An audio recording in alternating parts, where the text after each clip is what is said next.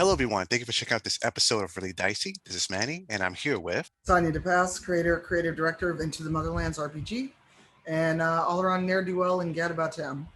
B. Dave Walters, I say words about things. I'm the lead developer of the game, and I just bumped my computer, and now it's making weird noises. So if I disappear, we know why.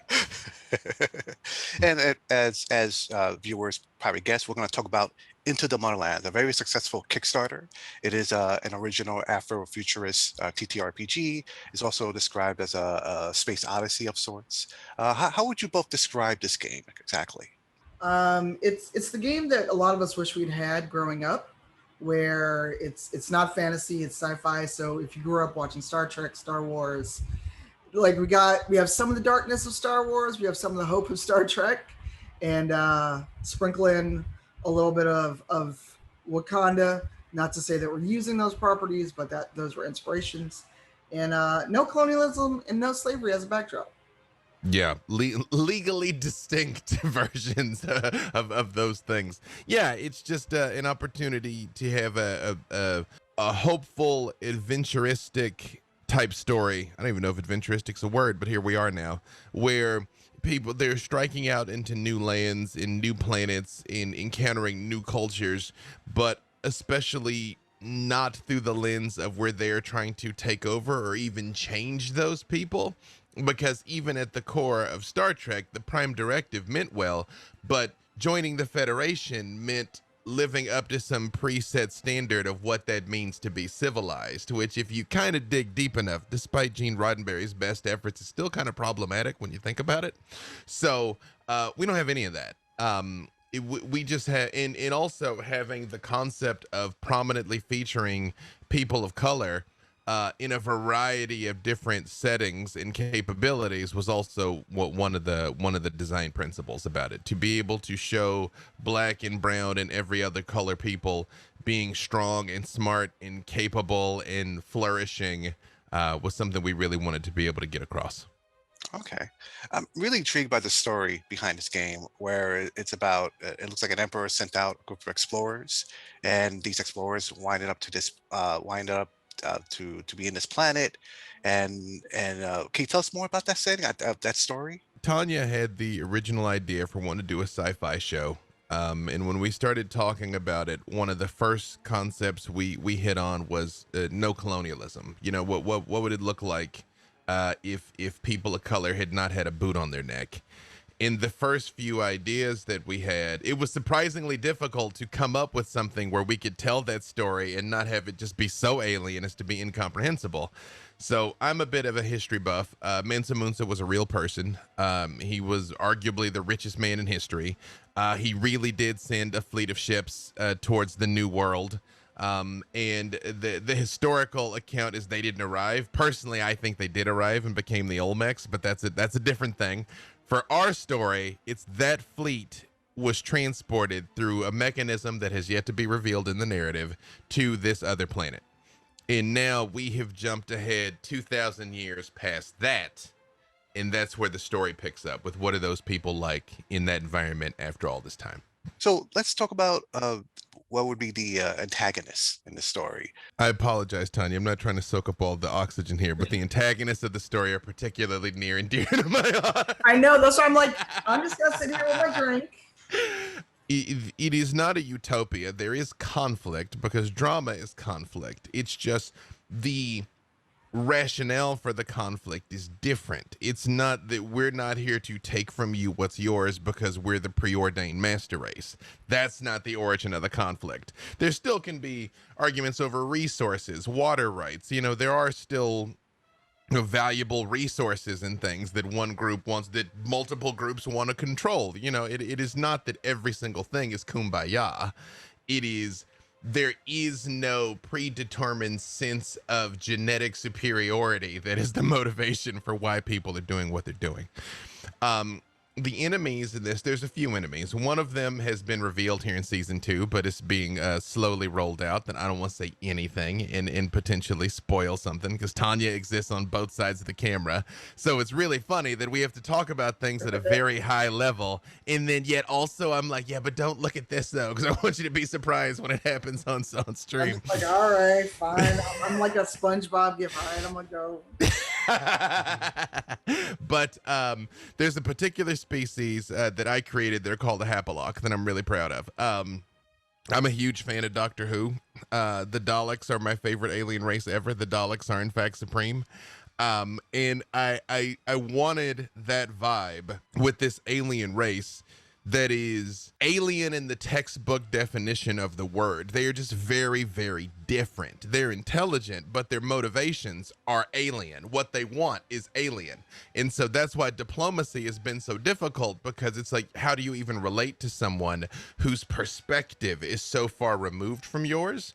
Which I kind of wanted to continue building on. One of the main design principles of the game is that perspective is what defines us, really. Like, even mechanically, we put the game together where there is no attribute system. You know, there is no you're stronger because you were born this way, but you're smarter because you were born this way. The characters are defined by their skills, which are the things they consciously learned, and their values, what's important to them. So I took that with the Hapalock and completely turned it on its head of what's important to them. And that is why they're the adversaries. They just want something very different and are, quite frankly, not really overly concerned with what anyone else wants. Yeah, they're a cephalopodic race, because, you know, octopi, squids are all very intelligent. You know, some people theorize that, you know, in millions and billions of years, if the Earth is still here, they probably will rise as the dominant species. So I just took that to its logical conclusion. I'm like, well, what does that look like, and what does it mean for our heroes? Well, don't forget that in a way, some of us were antagonistic toward each other, at least in the beginning, where we were us and our characters. We're trying to figure out how we fit together, and there were some interesting conflicting moments there, and there's some interesting moments happening in season 2. So I very much would caution the people not to feel like if there's no colonialism, there's no beef, because it's not that. It's not that at all. I mean, we already saw I realize we're kind of alternating between the show and the game here, because the stream exists. It is a Twitch official stream. We created the game to power the stream. Now, the final product of what we are kickstarting here may or may not bear a direct resemblance to the game that they've been playing up until now, but the principles, the concepts will all carry over. And we've already encountered like people that were pirates. They were stealing water because water's hard to get. You know, like, that was their motivation. Like, we want water so we don't die. You know, I understand that if we take your water, you may die, but we won't die. You know, so that there's plenty of things to be at odds about, even still. Yeah. Okay, so would you say that there's a lot of ethical dilemmas, kind of similar to Star Trek, where you're working to solve problems and just you know, fighting things out? Hopefully, you know, I mean, obviously there's times that you sometimes you just have to throw hands, and especially in an action adventure game setting, you know, no one wants to talk their way through everything. But yeah, it is more trying to find ways to, you know, peacefully coexist to the best of your ability. And then when that's not possible, it goes where it goes. While diplomacy may be great, some days it's just not what you need. Some days you got to pull out the sword, the phaser, whatever you got on you. I mean, we created a class called a Spine Ripper for a reason, so, or profession. We called them professions in our game, but yes. Like, everybody's real hyped to go out Miss Spine Ripper, and I'm like, I'm concerned for some of y'all. That is true. People's eyes light up at that one in particular. It's like, okay. I mean, yeah, good, but I'm just gonna sit this way, so. Well, let's talk a little bit about professions and cultures in this world. I noticed that there's there's like a hyena culture that's plants. There are they have sentience. Can you share more about that? So the high and all is actually Um, one of the cultures that the culture that I play, not one of them, I'm not multiple cultures. But what we did with them is they're hyena like people, at least from what us as humans in this day and age would call hyenas. But hyenas are always depicted as like savage and brutal, and they are, they are animals here and now. But in our world, they're the smart ones.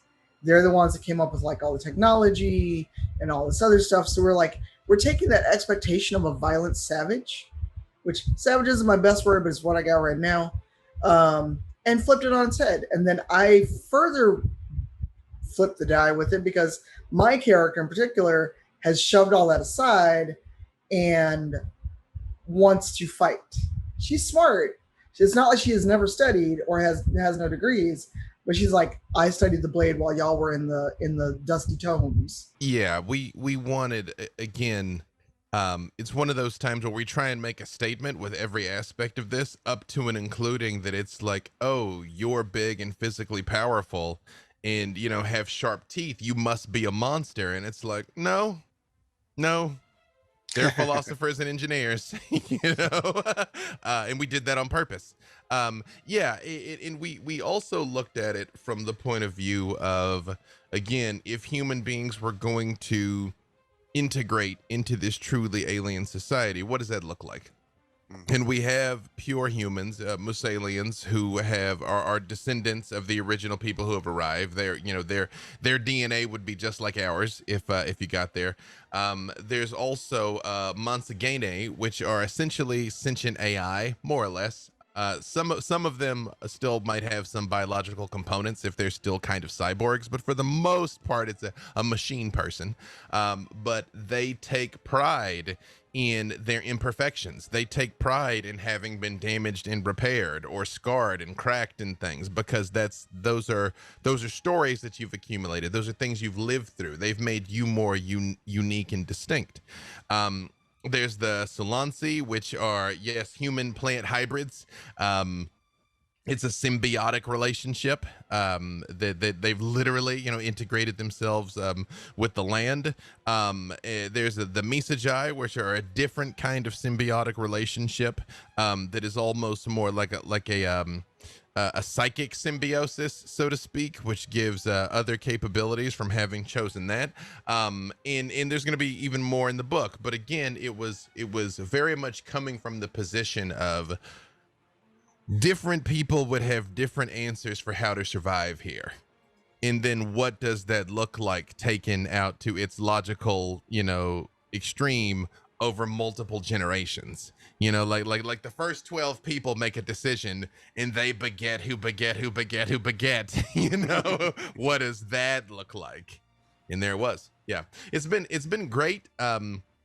In the sense that we've all had a chance to work on a lot of different games. All of us have a list of game credits longer than my arm, but usually you come into something and the guardrails are very clearly defined. The walls are very high and thick of what you can and can't do.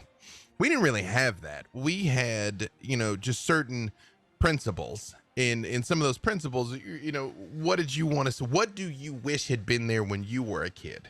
How can we portray your personal heritage in such a way that celebrates it? Like Jasmine Bular created a race of elephantine people that is inspired by Indian culture, because that's her culture. And so it's like, let's celebrate something that is sacred to you and make it cool. And we tried to do that with everybody. It's like, what would have brought a tear to your grandparents' eye if they knew this was the story you were telling, and come from there to, again, make statements about the beauty in sophistication and validity of all kinds of different expressions of culture.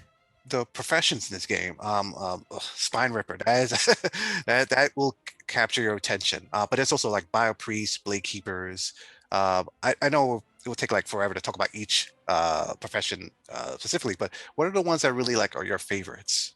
Blade keeper, and knock on wood, if the show gets to go long, or if we get to do other productions of it, or we do one shots, I'd like to kind of try out either Biopriest or Spine Ripper, because I was like, violence, I like this. And basically, B-Dave is the mental image that I had when I saw that, because I was just like, oh look, you've known me long enough. I really dig the Biopriest and getting to kind of manipulate living things, but in a way where, what if you didn't have to go to a hospital? So Mike basically could like lay on hands, but not in the religious sense. Mm-hmm. Yeah, it's funny because when this show came into being, when Tanya originally made the deal with Twitch, a timetable that was agreed to create this new game, new show, that seemed like a long time and wasn't at all. It very much like we kind of like pulled out the calendar and it was like, well, if we have to do this by here, then we need to do this by here, which means we need to do this by here. And what looked like was months was really kind of like 6-ish weeks to really try and grind things out. So originally we came up with a lot of professions, and there's a lot of professions. Put that to the class with just kind of like, the Twitter blurb of what this is. And if someone was like, oh, that seems interesting, then we fleshed that out. That it's like, let's build that out to completely playable. Even when Abria joined the cast, she and I got together and just went for coffee. And I was just like, just what seems dope, and I'll make it for you. And she was like, I want a character that can kind of do this and this and this and this. And I'm like, great. So you got an engineer now. Cool. And then that was the birth of the engineer. There are so many that I'm excited about. Of course, I mean, how do you say no to a spine ripper? But there's pilots, there's pet classes that can have like a pack of animals with you. There are cyborgs. There are drop soldiers that are just the type of people that you literally send them in by themselves. They're the weapons of mass destruction, essentially, to just go in and kill everything, and then the rest of the people show up. And we're getting to continue to add to that all the time. And I think the thing that I've enjoyed most about it is they're all unique. Like we all love D&D. We play D&D. We're compensated by Wizards of the Coast, but we wanted this to not be D&D. There was times we looked at it where we're like, what roughly fills the role of what a paladin is? But there should be none of these things where you're like, that's the paladin. That's the cleric. Like, you should not be able to do that if we've done this correctly. Even if you're like, yes, but that might be the healer. That might be the frontline fighter. That might be your sneaky snake, that type thing. Yeah. Speaking of that, I noticed that you're using the Cortex system for this. What made you go in that direction to use this system? We're using Cortex for the stream. We may or may not be using Cortex for the actual game. We've kind of been blessed to be in a position where we have a lot of options of what we can do with the full game, up to and including going with Cortex. We have other people that have reached out to us. We might develop our own system. So we're figuring out what the final product's going to look like. But the stream is in fact primed by Cortex, and it was like I was just saying, a lot of it was the timetable, and I do a lot of work with D&D Beyond. I knew Fandom had created Cortex and was trying to get that off the ground. I knew when we started the stream, there was a 0% chance that we could develop a system in time. So I kind of went to my friends over there and was like, hey, look, you guys are trying to get your system off the ground. We're trying to get this stream off the ground. Maybe we could work together. And it worked out great. Cam Banks is a genius. Literally would not have made it this far without him, and have nothing but good things to say about Cortex. If you don't have the base book, definitely get it. I would show you mine, but it's right over there, just out of arm's reach. Highly recommended. Yeah, it is a great system. So it sounds like this is going to be more of a settings book than a rule book. Am I understanding that correctly? There's going to be rules in it. It's just the exact mechanical, how do you do X and make sure that you succeed or fail. Yep. But we're creating the world. So Yep. We'll be learning the setting, because this is all new. This is from the ground up. We're not cobbling together from existing properties. This is coming out of the brains of everyone on this team. Yep. So we are building the world and universe of Into the Motherlands from the ground up. The mechanical part of how you do XYZ is a small part of it.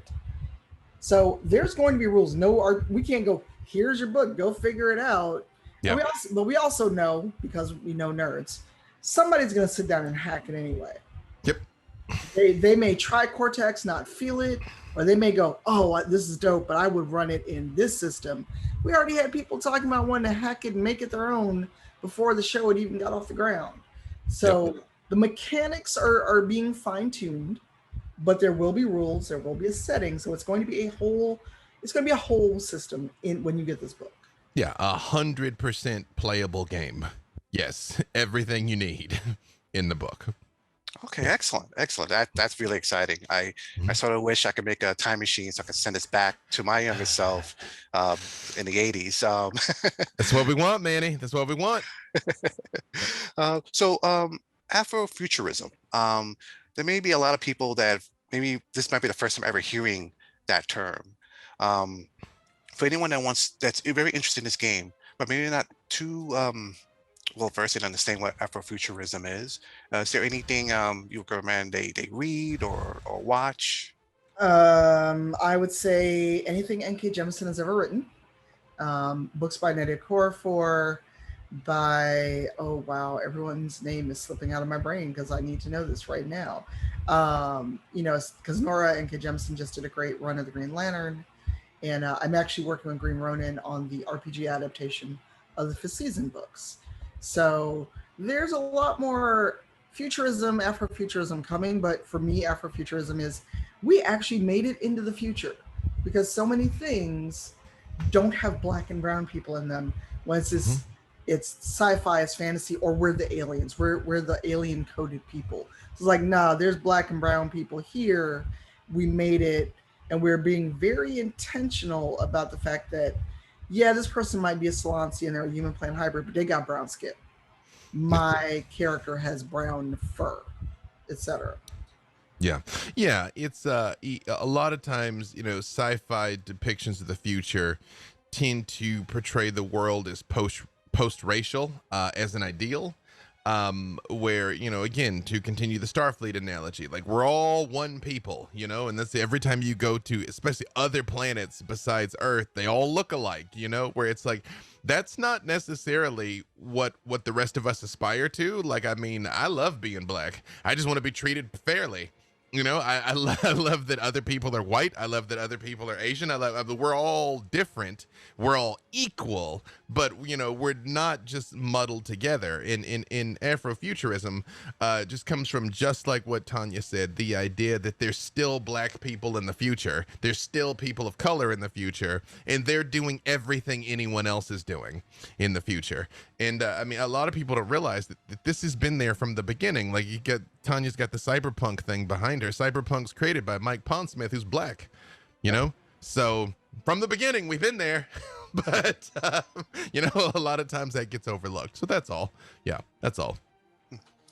Is there anything that I haven't asked you about this that you want to share? Just a thought, and Dave knows I'm probably about to get a little salty, but you know what? We're here now. A reminder and let's make it an unfriendly reminder that everyone on this team is more than capable of what we're doing. That I believe, Dave, you said we have decades of combined experience. So the idea or the intimation that A, we don't know what we're doing, or B, the whole idea that, as people of color, we're inherently in need of hand holding or anything else is, one, offensive, two, just racist. And if I can swear, I'll add to that. But realizing that for us, this is a journey of love, and it's not just about black pain. It's not about the terrible 12 Years a Slave sci-fi edition that we're making. And that we too get to make worlds and create joy and enjoy ourselves. And if you're not sure about it, if you're like, oh, I don't know, because I don't know what dice I need to roll, the dice at the end of the day aren't going to make the difference. The stories you're telling is going to make the difference.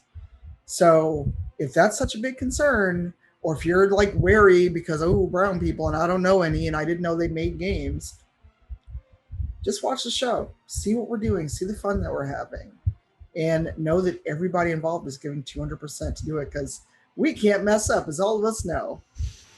Absolutely true. Yeah, I would just say vote with your wallets, not just with this, with everything.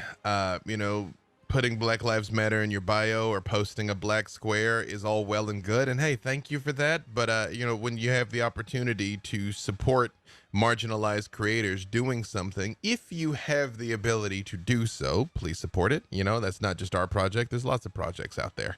And even if for whatever reason you don't have the resources to back it, there's been plenty of times I didn't have $5 extra in my life to put towards something. Signal boosts are free. You know, tweet about it, talk to people, let people know what we're doing here. You know, elevate people that are trying to make a difference. And I would also say, just again, just in general, even if somebody is doing something close to what you want to see, support that. Because I remember way back when, it seems like ancient history now, but when Black Panther was first announced, there was a movement in some circles that was like, boycott Black Panther because they're not really filming in Africa. And I'm like, no, because that is not the lesson they will take from this. Do not do that, you know? Like, if someone's even getting close to what you're trying to see, support it, because that will beget the next thing and beget the next thing. In worst case, if nobody's making the thing you want to see, you make it. You write that story. You make that game. You do that thing. You know, the world needs your voice just like it needs ours and everybody else's. If I may be a little personal, I'm Puerto Rican. I grew up in the Bronx, and I remember, I think it was Def Comedy Jam. I shouldn't have watched it. I was too young at the time. But I remember there was a Spanish comedian saying that he was afraid of the future because when he looked at Star Trek and looked at Star Wars, there was no Spanish people. Like, what happened to all the Spanish people? Are we dead or something? You know? Yep. And when I was growing up, I remember probably the closest thing I ever found like a kinship with in literature that spoke for me. It's going to sound strange.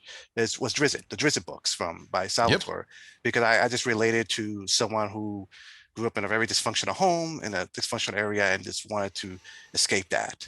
Yep. And it wasn't until recently when I reviewed Harlem Unbound by Darker Hue Studios, and that's a great book, because it was the first book that I felt like, okay, it made me feel like well, that mattered, like that where I grew up, the people I grew up around, we matter. Yeah. And so I'm really happy about this project, and I'm so glad that you're like, what, 300% successful in Kickstarter, Which is wild. it's only been like, what, 2 days, maybe? 2 days. Yeah, 2 days. Yeah. So congratulations, and I'm very glad for your success, and I can't wait to see this book myself. The Kickstarter's on now. It'll go till June 19th. Take a look. Support it if you can. Signal boost, either way. Appreciate it. Those of you that already have, thank you so much. Yep. All right. I'll put everything in the description below. Thank you both for taking the time to talk about this. And to our viewers out there, thank you very much for watching this. Get your shots, be safe, and have a great day.